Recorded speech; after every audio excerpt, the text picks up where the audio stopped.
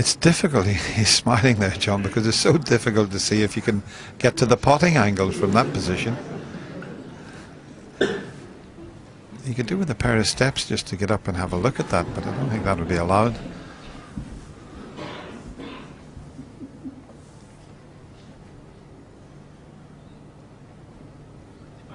Yep.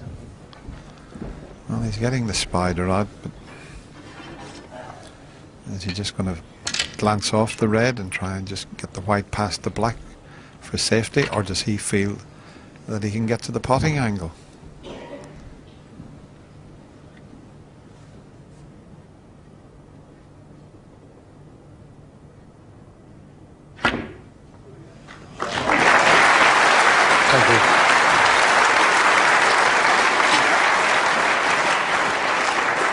One.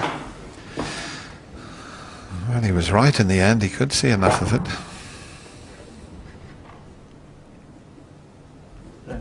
Brown.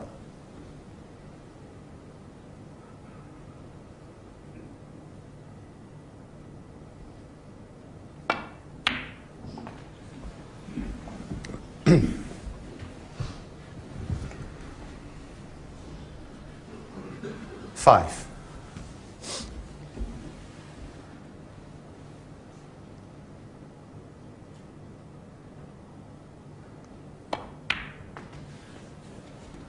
Six.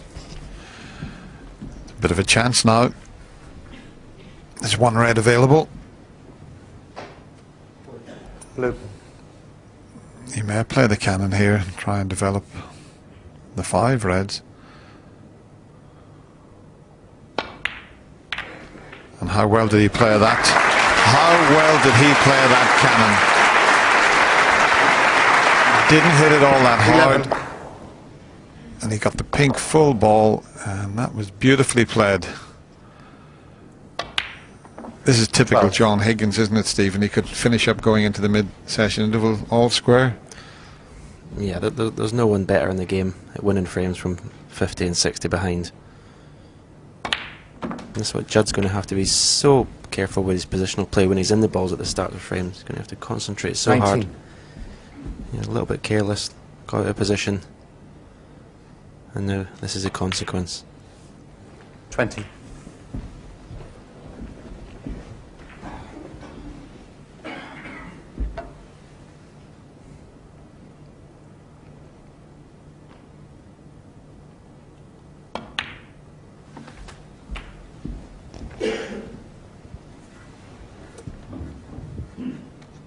$27.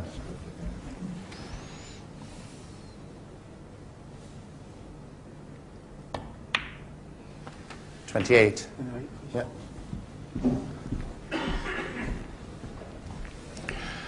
Well, it's worth showing you this shot one more time because played beautifully and they couldn't have opened up better.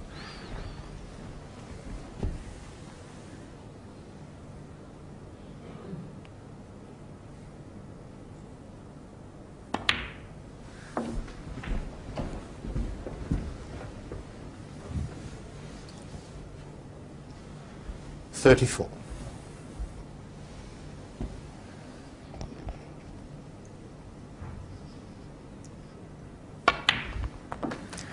No big 55. breaks in this final so far. I'm sure they will get bigger. Judd Trump has had breaks of 46, 42, 37, 49 in this frame here.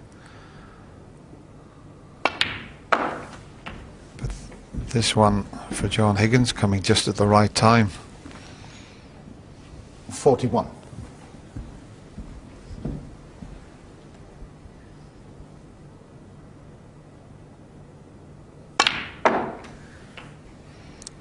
$42. Doesn't want to be straight on the blue. He played purposely for the blue because it's much easier to get nicely onto the yellow. He just overscrewed it slightly. There you see the angle he's left with.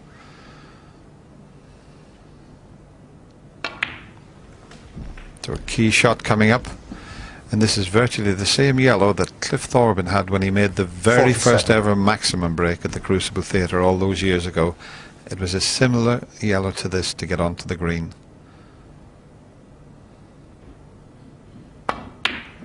John Higgins has played it more or less exactly 49. the same way that Cliff did.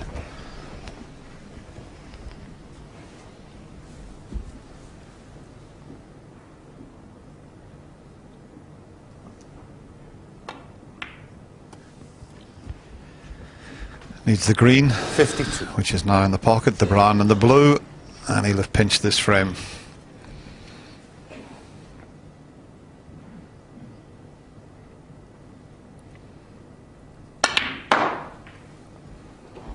Doesn't want to land on top of the blue. 56. It's finished a little awkward. He may have to take this up into the corner. A quick look at the scoreboard. Yeah, he can cut it. It's okay. It was a thin one, but it's in. Oh, look at this. 61. Snookered himself. There's the difference, 14, so he has to hit this.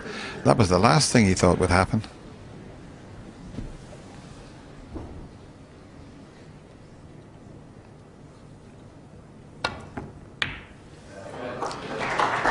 Safely John negotiated. Higgins, 61.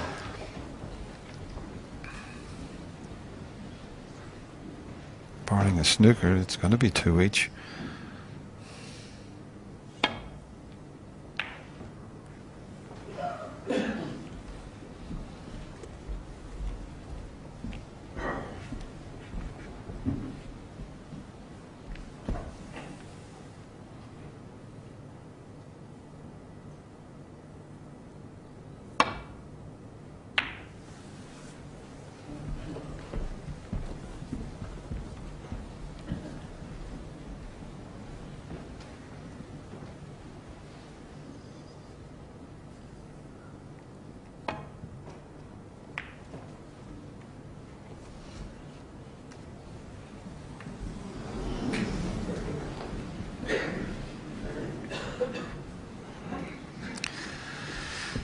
We call here is in or over. Just roll the pink down towards the corner pocket.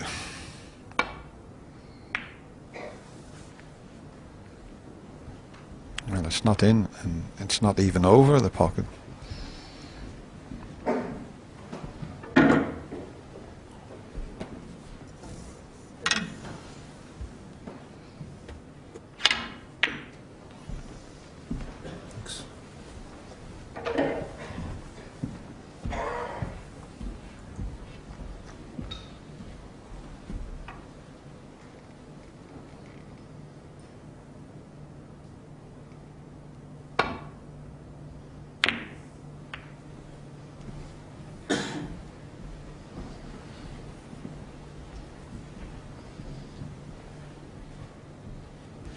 It's so difficult to get a snooker when the black's in the middle of the table like that. You want the black near to a cushion.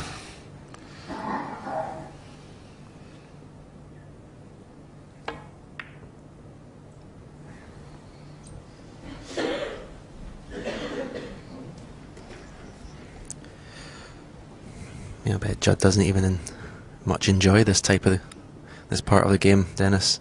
I know I, for one, would just like to get on with the next frame. Especially when, as you say, where the black is, it's almost impossible to get a snooker. Because John Higgins is so clever, he'll just keep the white and pink so far apart.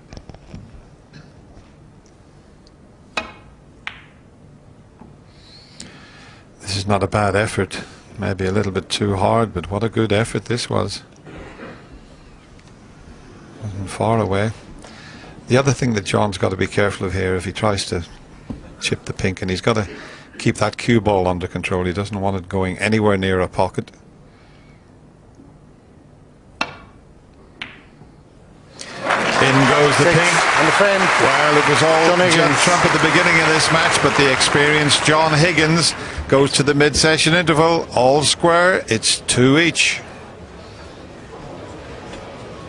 And perhaps many people watching earlier on might have thought that the scenario Steve describes of John Higgins being swamped might be coming through, but once again the man's tenacity forces him back, John.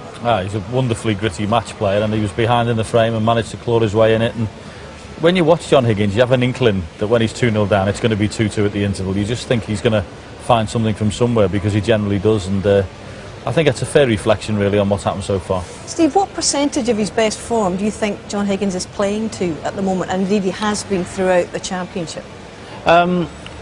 Well, form's only part of the equation, really, and it's about character, temperament, and clearing up on the right moment, you know, when the big clearances are needed. So there's only times in your career where you're absolutely flying, whether you're totally dominating, but generally you're playing below that standard, but you're getting by because your general standard is very high. So I think that's probably where John Higgins is at.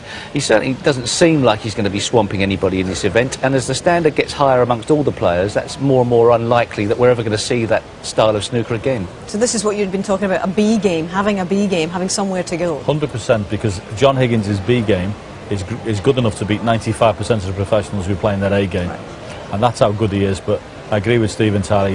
This place here, marathon of the mind and a test of character, and John Higgins seems to be able to come up with the answers. Okay, well, we're 4 frames into it. There's a long, long way to go. Now, if you're watching at the top of the programme, you'll have seen that we gave you the news of the sad death of Ted Lowe early this morning at the ripe old age of 90. He passed away this morning. And this is the man who was behind the microphone for 50 years, 20 years. He was the voice of snooker, and his gravelly and hushed tones informed some of the most dramatic moments in this sport.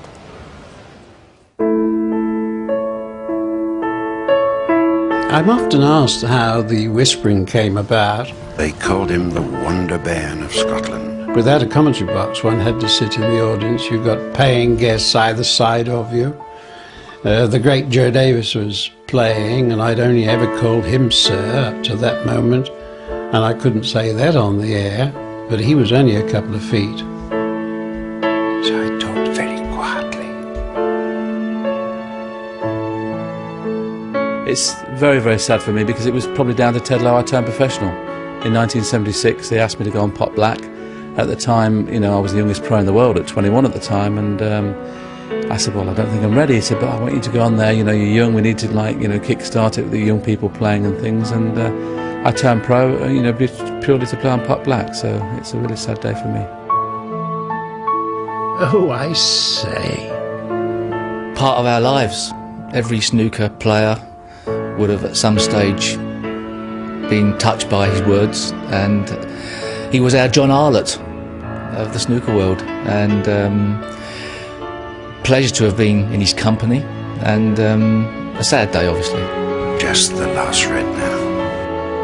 I think every sport needs a voice. You know, cricket had its John Arlott, Wimbledon had its Dan Maskell, we had Ted Lowe, and he just gave it that sort of presence. And I always remember when I was first asked to commentate, and after a couple of days, the producer, Nick Hunter at the time for the BBC, said, "How are you enjoying it?" I said, "Yeah, I'm really enjoying it." He said, "Well, you're doing really well, but just to let you know, we've already got one Ted Lowe." And I was doing it not like me, I was trying to do it like Ted Lowe, because that was the standard he set. And it's just a sad day for the game, and what a time for it to happen when one of the most exciting finals we can remember for years, he's going to miss it. I remember when I started playing snooker way back in the late 50s, early 60s, back in Coal Island. We had a little black and white television in the club I used to play in, and on grandstand